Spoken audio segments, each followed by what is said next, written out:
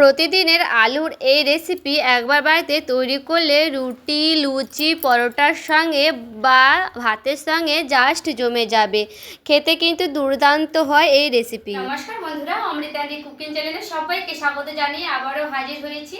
তো যে সকল বন্ধুরা ইউটিউব চ্যানেল থেকে দেখছেন তারা প্লিজ চ্যানেলটাকে সাবস্ক্রাইব করে আমার পাশে থাকবেন, আর যারা ফেসবুক থেকে দেখছেন তারা পেজটাকে ফলো করে রাখবেন।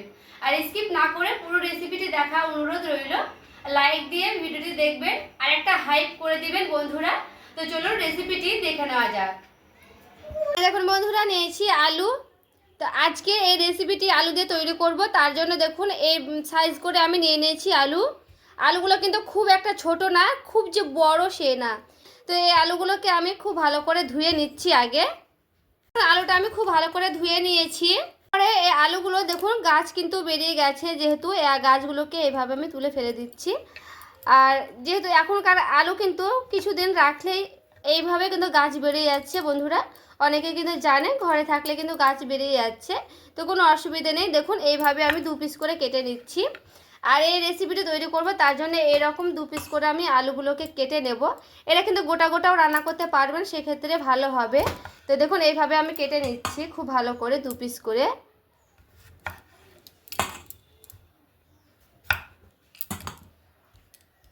এখানে দেখুন সবগুলো আলু কিন্তু আমার খুব ভালো করে কাটা হয়ে গেছে। এরপরে কেটেও কিন্তু আলুটা আমি 2-3 বার একটু জল পাল্টে পাল্টে ধুয়ে নিচ্ছি, তারপরে ফিরে আসছি। দেখুন আমি একটা কড়াই বসিয়ে নিয়েছি, কড়াই দিয়ে দিচ্ছি জল।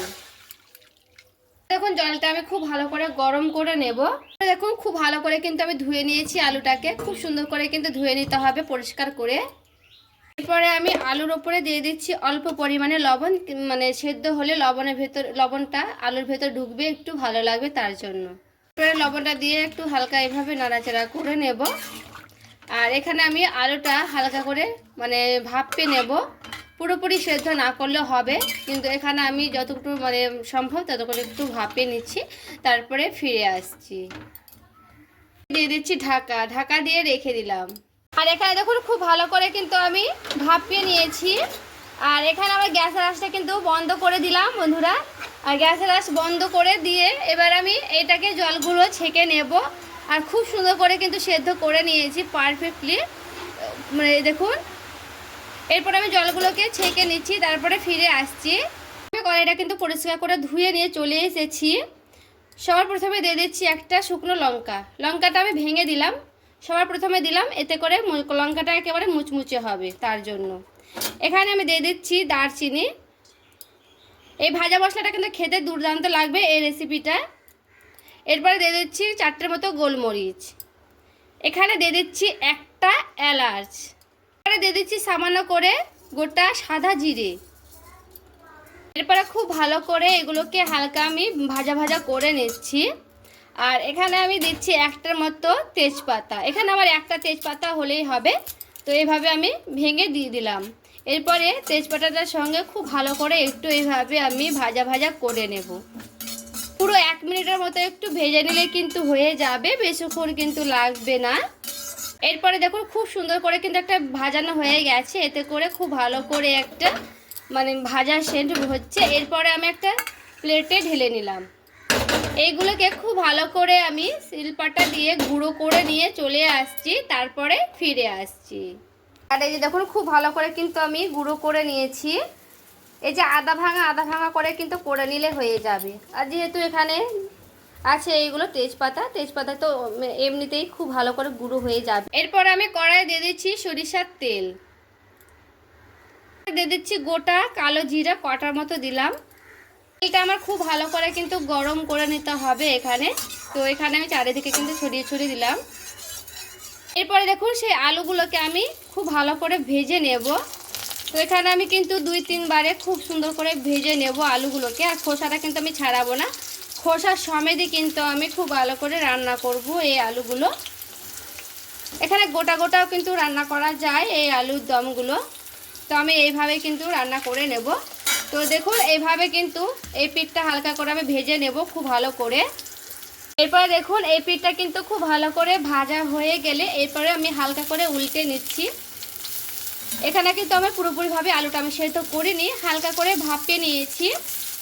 তো এইভাবে আমি একটু মুচমুচে করে সেই কারণে কিন্তু ভেজে নেব।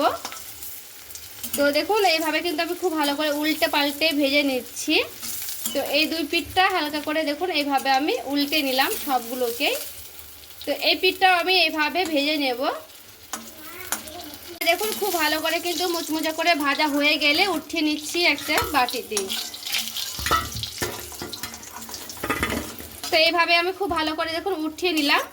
এরপরে বাকিগুলোও কিন্তু আমার আরও 2 ব্যাচ লাগবে। তো এইভাবে কিন্তু আমাকে 3 ব্যাচের মতো করে ভেজে নিতে হবে। তো আমি 3 ব্যাচে ভেজে নিচ্ছি, তারপরে ফিরে আসছি। দেখুন একটা টমেটো নিয়েছি, এই রেসিপিতে গোটা একটা টমেটো লাগবে। তো আমি এখানে একটা গোটা টমেটো দিয়ে দেব। তো এইভাবে একটু বড় বড় করে কেটে নিলেই হয়ে যাবে, কোনো অসুবিধা হবে না। তো এইভাবে আমি বড় বড় করে কিন্তু টুকরো টুকরো করে কেটে নিলাম। আর এখানে দেখুন 4টের মতো আমি নিচ্ছি লঙ্কা।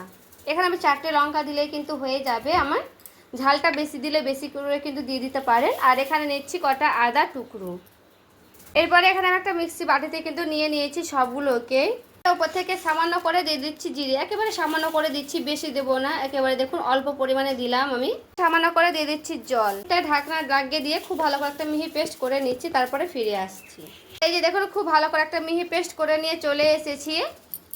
এখানে আমি প্রায় 3 ব্যাচে কিন্তু ভেজে নিলাম আলুগুলোকে, আর খুব ভালো করে কিন্তু 2 পিঠটা ভেজে নিয়েছি। এরপরে ওই কড়াইয়ে আমি দিয়ে দিচ্ছি সরিষার তেল, দিয়ে দিচ্ছি শুকনো লঙ্কা গোটা, একটু মধ্যে থেকে ভেঙে দিয়ে দিলাম। এখানে আমি একটা গোটা তেজপাতা নিয়েছি, সেটা আমি অর্ধেকটা করে ভেঙে দিয়ে দিলাম। এখানে সে মশলাটা আমি করে রেখেছি, সবগুলোই মশলা আমি এখানে দিয়ে দেব। এরপর দেখুন খুব ভালো করে মশলাটার সঙ্গে এভাবে আমি নাড়াচাড়া করে নিচ্ছি। সামান্য করে দিয়ে দিচ্ছি লবণ, যেমন পরিমাণে লাগবে তার থেকে একটু কমে দিচ্ছি, লাগলে পরে কিন্তু দিয়ে দেব। এরপরে এখানে আমি দিয়ে দিচ্ছি হলুদের গুঁড়া পরিমাণ মতো। এরপরে খুব ভালো করে এইভাবে নাড়াচাড়া করে নেব। মশলাটা আমি খুব সুন্দর করে কিন্তু এখানে আমি কষে নেব। এখান থেকে মশলা থেকে যেন কাঁচা গন্ধটা পুরোপুরিভাবে চলে যায় সেভাবে। তো দেখুন খুব ভালো করে কিন্তু এভাবে একটু নাড়াচাড়া করতে করতে দেখবেন খুব সুন্দর একেবারে শুকনো শুকনো হয়ে আসবে। আর দেখুন খুব ভালো করে কিন্তু এইভাবে নাড়তে নাড়তে খুব সুন্দর করে দেখুন শুকনো শুকনো হয়ে এসেছে। আর এই অবস্থায় কিন্তু আমি এখানে দিয়ে দিচ্ছি কাশ্মীরি লঙ্কার গুঁড়া, কালারের জন্য দিলাম, থাকলে দেবেন, না থাকলে কিন্তু নাও দিতে পারেন। এক্ষেত্রে কাশ্মীরি লঙ্কার গুঁড়াটা কিন্তু না দিলেও কোনো অসুবিধে নেই। এরপরে কাশ্মীরি লঙ্কার গুঁড়াটা দিয়েও খুব ভালো করে এখানে আমি নাড়াচাড়া করে নিচ্ছি। তবুও কিন্তু আরও আমি এখানে মশলাটা কষে নেব। এখানে কিন্তু যত ভালো মশলা কষানো যাবে তত কিন্তু খেতে টেস্টি লাগবে রেসিপি, যে কোনো রেসিপি। আর এখানে দেখুন খুব শুকনো শুকনো করে কিন্তু মশলাটা আমি কষানো করে নিলাম এইভাবে। তো এখানে কিন্তু আমার পুরো মশলাটা কষানো হয়ে গেছে। এরপরে আমি দিয়ে দিচ্ছি ভেজে রাখা আলুগুলো। এবারে মশলাটার সঙ্গে আলুটার সঙ্গে খুব সুন্দর করে দেখুন হালকা হাতে এইভাবে নাড়াচাড়া করে নিচ্ছি। এখানে কিন্তু আমি হালকা হাতে নাড়াচাড়া করব যেন ভেঙে না যায় আলুগুলো, এরকম গোটা গোটাই থাকবে আলুটা, তবে কিন্তু খেতে দারুণ লাগবে। এখানে আমি ভেঙে দেব না আলুগুলোকে। তো এখানে দেখুন খুব ভালো করে কিন্তু আমি নেড়ে নিচ্ছি মশলার সঙ্গে। সামান্য করে দিয়ে দিচ্ছি জল।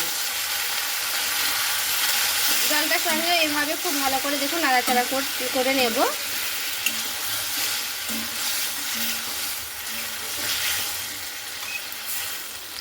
এখানে আমি জলটা একটু বেশি দিলাম, কারণ আলুগুলো কিন্তু আমার আরও সেদ্ধ হতে লাগবে তার জন্য।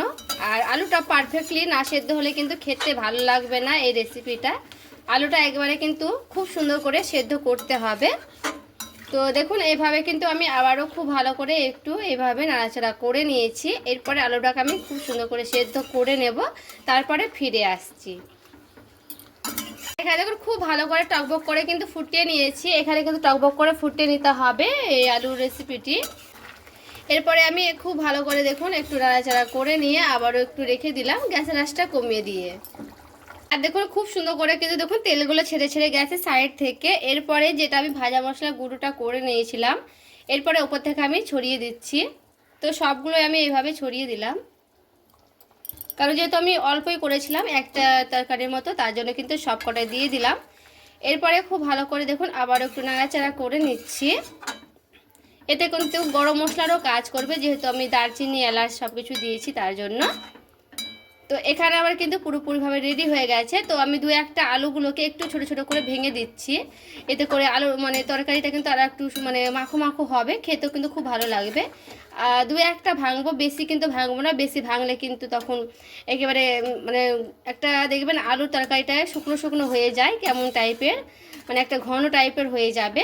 তো আমি কিন্তু অতটা ভাঙবো না, তার জন্য কিন্তু এরকমই রাখবো এই রেসিপিটি। তো এখানে আমার পুরোপুরিভাবে রেডি হয়ে গেছে। তো পরে থেকে আমি দিয়ে দিচ্ছি অল্প পরিমাণে চিনি দেব এখানে। চিনিটা দেওয়ার কারণে আলুর যে একটা গন্ধ করে সেটা কিন্তু আর করবে না, এতে করে খেতে দারুণ লাগবে। পরে চিনিটার সঙ্গে একটু ভালো করে এভাবে আবারও একটু নাড়াচাড়া করে নিলাম। তো এখানে আমি নাড়াচাড়া করে নিয়ে এরপরে আমি আলু তরকারিটাকে নামিয়ে নিচ্ছি, তারপরে ফিরে আসছি। আর এই যে দেখুন বন্ধুরা, রেডি করে নিয়ে চলে এসেছি। আর আলু রেসিপিটি দেখতে দেখুন কতটা সুন্দর হয়েছে।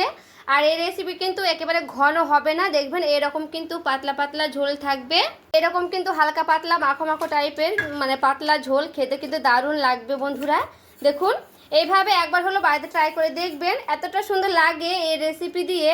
রুটি, লুচি, পরোটার সঙ্গে আর কিংবা ভাতের সঙ্গে জাস্ট জমে যাবে, খেতে এতটাই ভালো লাগে।